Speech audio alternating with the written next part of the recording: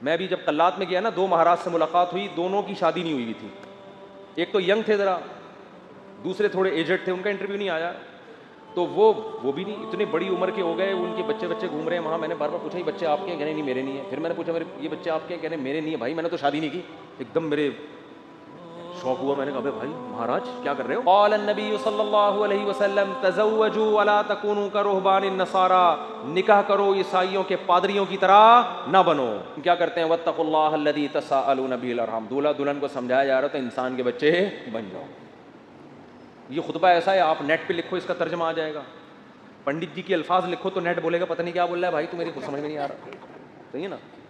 وہ پنڈت جی سے ہی پوچھنے پڑیں گے. میں تو گیا تھا پنڈت جی سے پوچھنے کے لیے بھائی کچھ بتاؤ، لیکن میں نے کہا وہ پھر ناراض نہ ہو جائیں. پنڈت مہاراج تھے وہ، پنڈت جی تھے بھی نہیں. پتہ نہیں مہاراج میں پنڈت جی میں کیا فرق ہوتا ہے. وہ ان کے مفتی اعظم ہوتے ہوں گے شاید پنڈت، اور مہاراج نارمل مولانا ہوتے ہوں گے، تو شاید یہ ہوتا ہو، واللہ عالم. خیر، پھر اللہ نے کیا فرمایا؟ دوسری آیت جو پڑھی جاتی ہے، یا ایھا الذین آمنوا اتقوا اللہ وقولوا قولا سدیدا، ایمان والو اللہ سے ڈرو اور ہمیشہ سیدھی سیدھی بات کیا کرو. کیا کیا کرو؟ یہ نہیں کہ سچی بات. قولوا قولا صادقا نہیں کہا اللہ نے، قولوا قولا سدیدا. سدیدا مطلب سیدھی سیدھی، ٹیڑھی میڑھی آڑے ترچ نہیں باتیں نہیں کیا کرو. اس سے فائدہ کیا ہوگا؟ یصلح لکم اعمالکم، تمہارے اعمال کو درست کر دے گا. یہ میاں بیوی کو سمجھایا جا رہا ہوتا ہے کہ ابھی سے نا سیدھی بات کرنا سیکھو. ٹوپیاں گھمانا، شوہر بیوی کو ٹوپیاں، بیگم میاں کو، پوری زندگی کس پہ چلتی ہے؟ ٹوپیوں پہ. سیدھی بات کرتے ہی نہیں. سسرال سے الگ آڑی ترچھی باتیں، سسرال والے داماد سے الگ، بیٹی سے الگ. گھروں میں جو آگ لگتی ہے وہ سیدھی باتیں کرنے سے لگتی ہے، آڑی ترچھی باتیں کرنے سے. جھوٹ پلوٹ گھماتے ہیں باتوں کو، صحیح بات ہی نہیں کرتے. تو اس سے کیا ہوتا ہے؟ اعمال خراب ہونا شروع ہو جاتے ہیں. جب آدمی کو پتا ہوتا ہے نا مجھ سے کوئی پوچھے گا تو مجھے سچ بولنا پڑے گا، تو وہ کام ہی ایسا نہیں کرتا کہ جواب دہی ممکن نہ ہو اس کے لیے. تو یہ میاں بیوی کو تمیز سے نصیحت کی جاتی ہے. اور پھر حدیثیں پڑھی جاتی ہیں، النکاح من سنتی، نکاح میری سنت ہے. فمن رغب عن سنتی فلیس منی، جو میری سنت پہ نہیں چلے گا وہ مجھ سے نہیں ہوگا. دولہا کو حوصلہ افزائی کی، تو بیٹا زندگی میں پہلی دفعہ کوئی انسان ڈھنگ کا کام کر رہا ہے، تو نبی کی سنت کو بولتے کیوں نہیں بھائی، زندہ کر. اور اتفاق کی بات ہے دوسری شادی میں بھی یہی خطبہ ہے، تیسری میں بھی اور چوتھی میں بھی. کیا مطلب؟ دوسری میں بھی اس کو اپریشیٹ کیا جاتا ہے، سنت کر رہا ہے، تیسری میں بھی چوتھی میں بھی. سمجھتے؟ یہ ویسے ہی درمیان میں جنرل نالج کے لیے ایک بات آ گئی تھی. میں آپ کو پتا ہے اس ٹاپک پر آج کل بالکل بھی نہیں بولتا. تو آگے اللہ تعالیٰ کے آگے کیا حدیث میں جو خطبے میں پڑھا جاتا ہے، قال النبی صلی اللہ علیہ وسلم تزوجوا الودود الولود فانی مباہی بکم الامم، ایسی عورت سے نکاح کرو محبت کرے اور تمہیں اولاد زیادہ دے، میں قیامت کے دن تمہاری کثرت پہ فخر کروں گا. میاں بیوی کو سمجھایا جاتا ہے نسل مت روکنا، تمہارا ملاپ پائیدار، کامیاب، خوشیوں بھرا اور آخرت میں ترقی کا سبب جبھی ہو سکتا ہے جب تم دونوں اولاد کی کثرت چاہو. شروع میں ہی چاہتے ہیں کہ ہمارے اولاد نہ ہو، اس کی بھی نفی کی گئی. اور کیا پڑھا جاتا ہے خطبے میں؟ وقال النبی صلی اللہ علیہ وسلم تزوجوا ولا تکونوا کرہبان النصارى، نکاح کرو عیسائیوں کے پادریوں کی طرح نہ بنو. میں بھی جب قلات میں گیا نا، 2 مہاراج سے ملاقات ہوئی، دونوں کی شادی نہیں ہوئی تھی. ایک تو ینگ تھے ذرا، دوسرے تھوڑے ایجڈ تھے، ان کا انٹرویو نہیں آیا.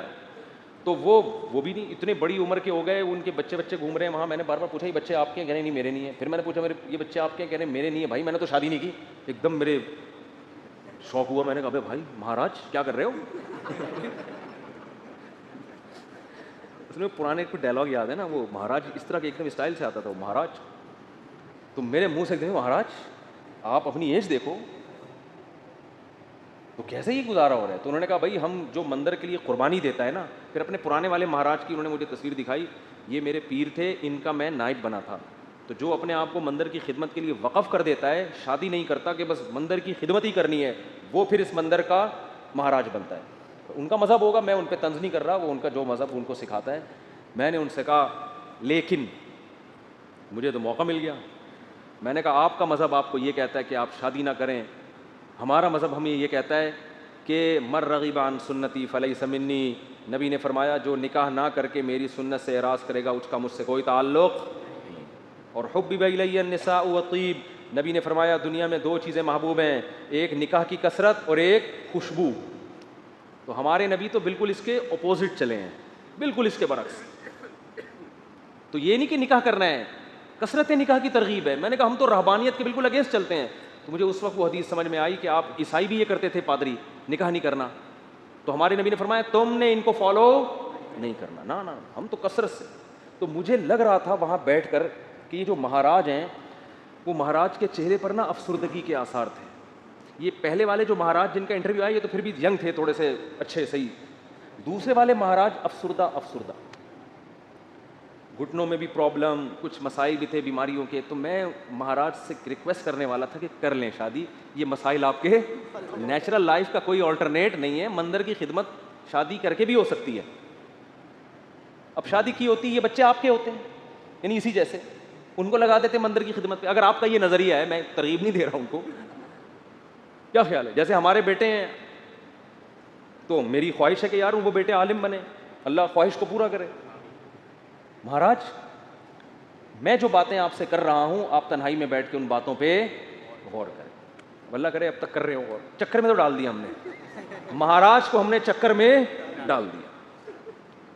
مہاراج اب بیٹھ رہا ہوگا یار مسئلہ کیا ہے بات تو صحیح کی ہے، بندے نے زندگی بھی برباد کر دی. پھر میں نے مہاراج سے بھی کہا، میں نے کہا یہ بھی دیکھ لینا کہ آخرت میں اس شادی نہ کرنے کا کوئی ثواب بھی ملے گا. ایسا نہ ہو کہ نہ یہاں کے رہے نہ وہاں کے رہے. قرآن کہتا ہے الذین ضل سعیہم فی الحیاۃ الدنیا وہم یحسبون انہم یحسنون صنعا. قرآن کے الفاظ ہیں.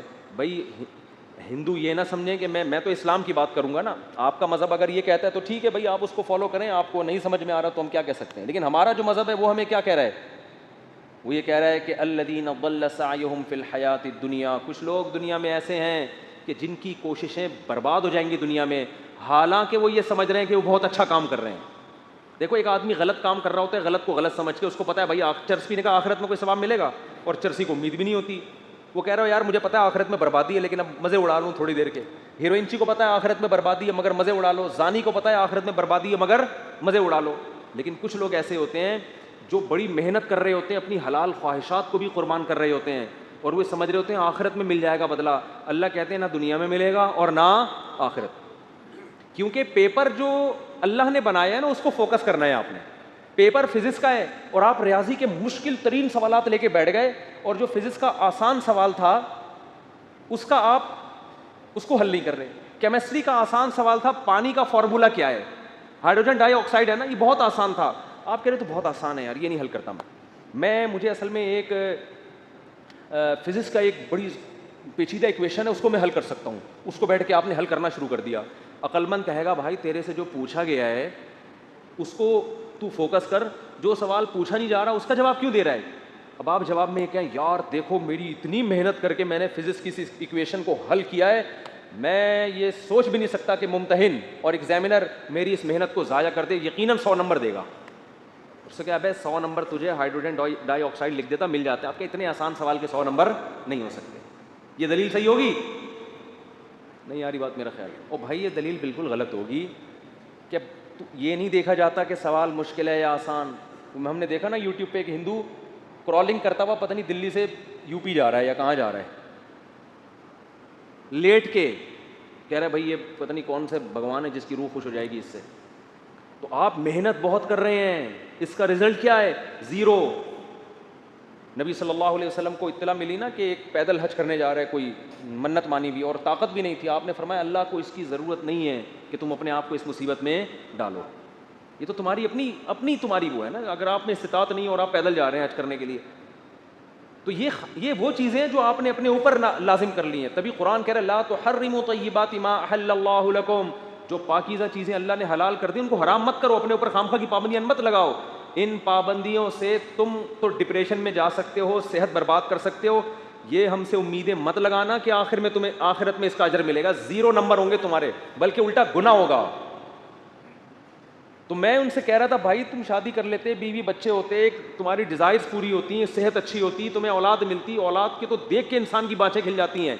لیکن مہاراج کا اپنا نظریہ، وہ اپنی سوچ. بہر یہ بات ہاں نکاح کے خطبے کی بات کر رہا تھا تو نبی نے کیا فرمایا؟ تزوجوا ولا تکونوا کرہبان النصارى، نکاح کرو بھائی راہبوں کی طرح مت بنو. وہ سمجھتے ہیں نہ کر کے اللہ کو خوش کر لیں گے، ایسا نہیں ہے. نکاح کرنے سے اگرچہ تمہاری خواہش پوری ہو رہی ہے, تمہاری ڈیزائرز پوری ہو رہی ہیں, تمہارے لیے ایک لذت کا سامان پیدا ہو رہا ہے, لیکن اس ڈیزائرز پوری کرنے سے اللہ ناراض نہیں ہوتا, بلکہ اللہ اور خوش ہوتا ہے, کیونکہ اللہ نے یہ رکھی اس لیے کہ تاکہ مرد عورت کے حقوق اٹھائے, ذمہ داریاں اٹھائے, اس کی اولاد کی تربیت کرے. اگر یہ ڈیزائرز پوری کرنے پر پابندی لگا دی جاتی, عورتوں کا بھی بیڑا غرق ہوتا اور تمہارا بھی, اور نسل بھی نہ بڑھتی جو اللہ چاہتا ہے.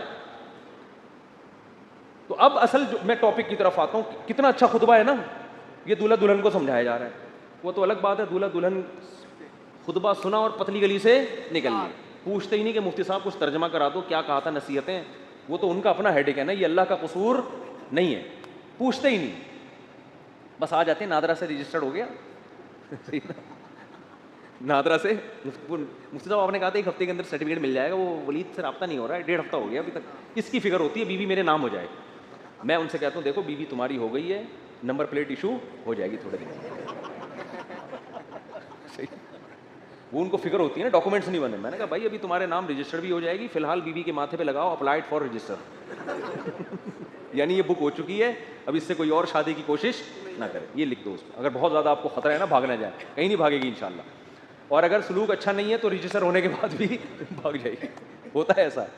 تو وہ نادرہ کے کاغذ لے کے گھومتے رہو گے. جیسے میں اب تک وہ ٹھپے لے کے, سبزی والا جو پیسے لے کے بھاگا ہے نا, اس کے انگوٹھے لے کے 6 سال تک گھومتا رہا میں. انگوٹھا ابھی بھی رکھا, میں نے پھاڑ کے پھینک دیا. میں نے کہا یار انگوٹھے پہ تو کیس ہو نہیں سکتا, دل تو چاہ رہا تو اس انگوٹھے کو پکڑ کے لگاؤں میں کھینچ کھینچ. تو یہ کاغذات دھرے کے دھرے رہ جاتے ہیں.